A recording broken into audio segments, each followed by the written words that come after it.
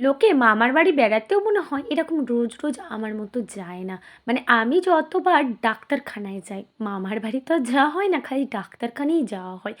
Doctor দেখানোর পরে প্রচণ্ড খিদে পেয়ে গেছিলো, কারণ ওই যে আমি ডাক্তার দেখাতে গেলে কিছু খেয়ে যায় না। আর আসবার পথে দেখছি পকোড়ার দোকান, মানে ভাবুন কি অবস্থা, পেটে খিদে আর পকোড়ার দোকান দেখি এত পকোড়া খেতে ইচ্ছা করছিল। কিন্তু তারপরে মনে পড়লো যে ভাজাভুজি খাবো না আমি বলেছি, আর খাওয়াটাও ভালো না, সেই কারণেই আর খেলাম না পকোড়া। চলে এলাম আমার হাজব্যান্ডের দোকানে। এখানে সেই কিউট কিউট পাখিগুলোকে দেখে এক প্রকার আমার খিদেটা একটু কমেই গেল যেন মনে হচ্ছে। মানে এত সুন্দর সুন্দর পাখিগুলোকে চোখের সামনে দেখলে কী যে ভালো লাগে! ক্যামেরায় হয়তো অত ভালো লাগছে না, কিন্তু চোখের সামনে দেখতে বিশ্বাস করুন খুব ভালো লাগছিল। এবার কিন্তু সত্যি সত্যি ভীষণ খিদে পাচ্ছে, আর থাকা যাচ্ছে না। তাই চলে এলাম ঝালমুড়ি খেতে।